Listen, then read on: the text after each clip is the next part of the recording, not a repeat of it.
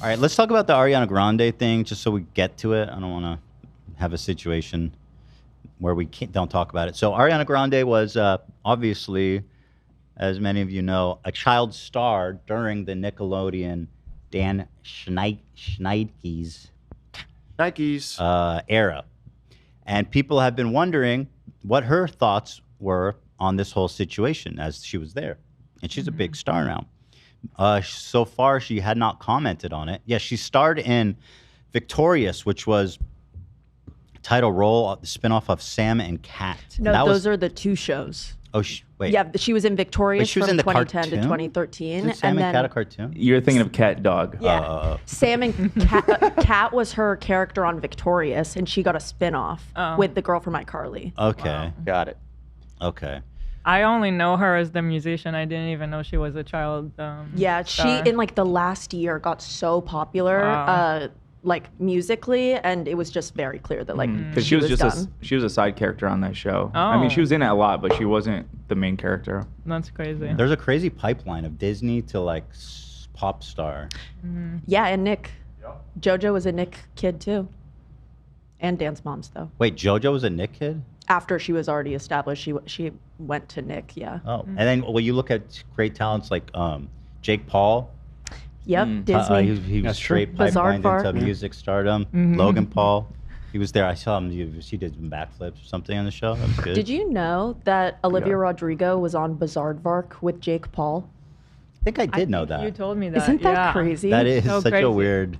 Yeah. I know. in time. I wonder. I'm gonna see if he like follows her on Instagram. I wonder if they keep up. I can't imagine that anybody would want to keep up with that guy. Oh man. So He does follow her on Instagram. does she follow him? She doesn't follow anybody. Oh, slick. That's the so thing. 'Cause funny. nobody gets to complain that way. Right. Yeah. So slick. So here is the gang. Oh wow. Yeah, they're young. What a weird world, man. What a weird world we live in. She's so young. Yeah, she looks like a baby. How old is she? Like She's 10? still really young, right? Like today. Now she's like, she's 21. Yeah. They're So young. Oh my God. bro, young. They look like prisoners. What do they poor girls do? Orange is the new black? I mean, they're kids. I mean, I don't know what the episode was about, Ethan. It's just a dumb joke. It looks like they're in some kind of astronaut stuff. Yeah. You know. She was 13 when Bizarrevark debuted. Whoa. Oh, 13. So, okay. So yeah, people have been wondering, like, what does she think about all this? And so far, she's kept her silence on it. However, now,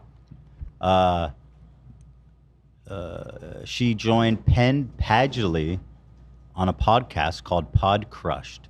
She was a guest. Part 1 aired, so there's still part 2 coming out. During the interview, Grande discussed her childhood, her Broadway origins, and getting to act alongside her best friends, including her time with Dan Schneidke's on the show Victorious.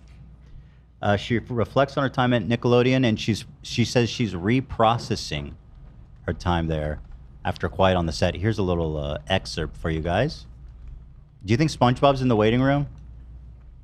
Or did she roll solo? Solo, I would say. Why? He should be a supportive guy. He gave up his whole fucking life and family for her. Is he not still acting? I was gonna say he's still Team Nickelodeon, maybe. Wait, so yeah, he's SpongeBob. He's loyal. Yeah. All right, so here she is. Let's hear her out, huh? All right. Very interesting. She doesn't normally do interviews, but she went on Penn Badgley's podcast because he starred as her love interest in her new music video for The Boy Is Mine. Okay. Okay. Yeah. A little Okay. favor return there. This is the actor Maris, from who just- You and Gossip Girl. He plays Joe Goldberg, the stalker, on that Netflix show. Fantastic. Right. Wonderful. Wanted to do this with our lives more than anything. And yeah, and we got to. And that was like so beautiful. I think we had some very special memories, and we feel so privileged to have been able to create those roles and be a part of something that was so special for a lot of young kids. I think we're reprocessing our relationship to it a little bit now, if that makes sense. Yeah, completely. What are your thoughts on child acting? Oh, this guy. Like, This is the You guy. Yeah. Oh, From you. the Stalker Netflix. So wait, the You guy has a podcast? Yes. Interesting. And they used one of your sound bites before. Oh, I think I remember seeing a clip of that. Yeah. They're just in a big empty room, huh? I like that. It's nice. It looks nice. Nice wood. Wood everywhere. It's a bit woody. Wood floors, wood walls.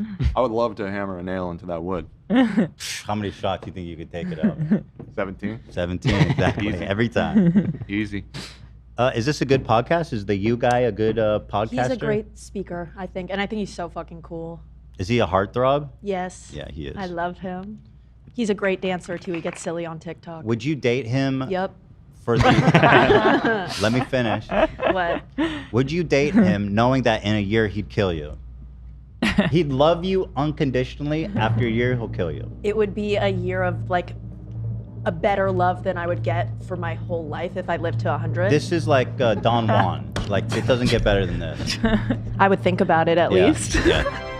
And you necessarily don't have to see it coming. It can be a silent assassination. A whirlwind type. A No, whirlwind he'll type kill murder. you. You want to see it coming. He doesn't lock you in the book. No, I'm not okay with this story. So my answer is yeah. Okay. Yeah. That's a heartthrob. You're right. Nice. No, Olivia. we've had different child doctors on the show who feel differently. Some who are like, I would never let my kids. I don't think anyone should. And others who are open to it as long as there's like certain conditions on set. Obviously, my relationship to it has and is currently and has been changing, and I'm reprocessing a lot of what the experience was like. You know, I think that the environment needs to be made safer if kids are going to be acting, and I think there should be therapists. I think there should be parents allowed to be wherever they want to be, and I think not only on kids' sets. I think if anyone wants to do this or music or anything at the level of exposure that it means to be on TV or to do music with a major label. we need staff therapists. Honestly, who doesn't? We're fully grown adults. I do agree though with therapy on being a part of the experience. Yeah. For kids, yeah. For kids especially. Because there's a lot. Yeah. But That would have everybody. That probably would have prevented all that happened if there was just a therapist there. Because like the kid can talk to them about anything, and They'd know the questions to ask. Exactly. Unless they were also a P word, which apparently all the Dan Schneiders were friends were. Nickelodeon was full of them.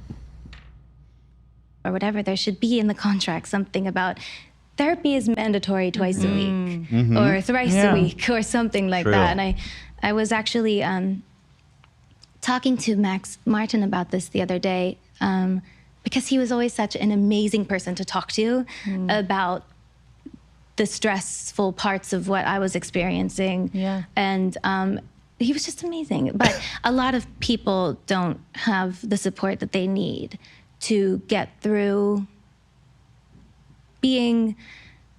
performing at that level at such a young age, but also dealing with some of the things that the survivors who've come forward, and there's not a word for how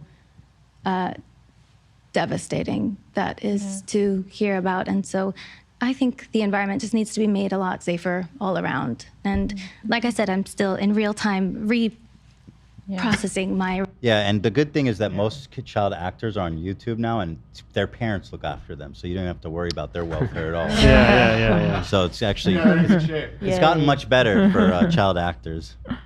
Yeah. Relationship to it. But the beautiful thing about it was that Liz and I got to fall in love with these characters that we created and learn what it feels like to be so in a character that you can't, separate yourself from it. And there were... All right, so the next clip, she talks about. Actually, there was a few viral moments of scenes she had that people pointed to of Dan Schneider being a pervert. Yeah, and there was one specific one of her with a potato that was so raunchy that it was called The Slap, which was like the show's website. So it wasn't even on the actual show, and she references it. So wait, so the producers knew it was too raunchy? You'll hear what she says. The hell? So here she's discussing her thoughts on that. And there's also a strange pattern that occurs where it's really taken advantage of how much it means to the young performer to get a laugh from Video Village. You're like, oh shit, like I'm doing something great. Like this is funny, this is good. And by the way, Video Village, we should say, is where all of the producers and the director are watching the monitors of like what's being captured on camera. Yeah. So it's interesting because I think that. Okay, you guy, we're not here to listen to you. It's all about you, isn't it? I did not know what Video Village is, so I'm glad he explained. I think it's like Audio Jungle.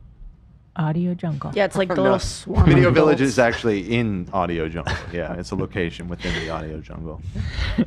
Was speaking specifically about our show, I think that was something that we were convinced was like the cool thing about us is that like we pushed the envelope with our humor and the innuendos were like we were this is super problematic with children as well, that it was like the cool differentiation. And I don't know, I think it just all happened so quickly, and now looking back on some of the clips, I'm like, that's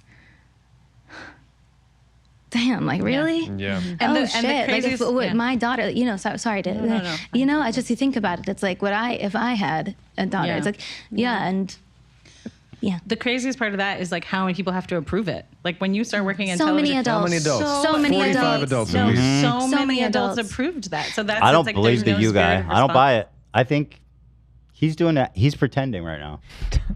You mean my beautiful boyfriend? He's like, I don't buy it. It's like, yeah. What's your internal monologue like right now? I think he's being an active listener. Yeah. Let's see, real active, maybe a little too active. Responsibility towards children. Right. There's a spirit of like a bottom line, a there financial is a bottom line. You know, there's a bottom line, and then the things that weren't approved for the network were snuck onto like our website or whatever it was, and that is another discovery. But going into it, I guess I'm upset. But you know, towards the end, my mom was allowed to come to set when I was like, you know, a little. For some reason, I didn't understand anything she just said. I'll tell you, because I was. I don't know why. I was listening. You know what? Honestly, so Olivia initially did these timestamps and did the write-up, and for whatever reason, I had to watch it a few times to get it as well. I'm like, oh, she's not talking about it yet. But I hear Elo going, oh, that's interesting. Yeah. And I'm like, wait, oh, what? shit. I had to go back and rewatch. Yeah. I mean, no, it's there. I'm not saying I don't know anything. why. I don't know why. Well, maybe you It's could weird. take a little advice from the you guy about active listening. You know? Thank you, Dan. Thank you, Dan. Should I try again? Well, one thing she said is that as kids, they thought it was cool that they're making everybody laugh, right, in the room. Like, they're like, I'm doing something good. Right. And they thought that one of their thing was like pushing the boundary with comedy. Right. As a kid, that's fucked Oh, up. you could really make a kid think positively that they're We're doing pushing something. the boundary. We're doing something cool. But like, as a kid, you don't have the total picture yet. Yeah. And then the other thing she's saying is that there were stuff that the network didn't approve, and it still made it to their website. That is, and they didn't approve it because it was too raunchy? What? It's like, literally a video of her like trying to get juice out of a potato. She's like squeezing a potato, and then she like lays upside down. They pour water on her. The It's, fact like, that the fucking weird. network was like, this is inappropriate. Yeah. Yep. Because it wasn't meant to be inappropriate, I'm sure. I'm sure it was written to be. Yeah. It was. Those writers like Dan I Schneider, know he it like gets was. off on it. I'm saying they didn't. The audience wasn't meant to take it that way. I think it was just them. Oh being no, I pervs. remember watching it and just being like, haha, like a potato juice. So I'm saying the producers are acknowledging in a way that there's perverts on set. They're like, this is good. Let's put this on dark web. We have a nice dark web website. Yeah. It's pretty surprising. Actually, what's surprising is we just heard from the U guy. He wants us to come on his show. He heard we're good with wood. Oh yeah, I'm looking forward to it. Big time. So looks like fun times. Yeah, we can help. Just call us, the wood guys. There it is. What can I say? We support you, girl. I don't think I've ever seen her in an interview. Me too. She doesn't do them very often. She normally does, like when her albums come out, she'll normally do an interview with Zach Sang, and then she'll talk about her music, but that's typically like it. So this was like a big deal. Smart. You know what I mean? Yeah. You don't need to get out there.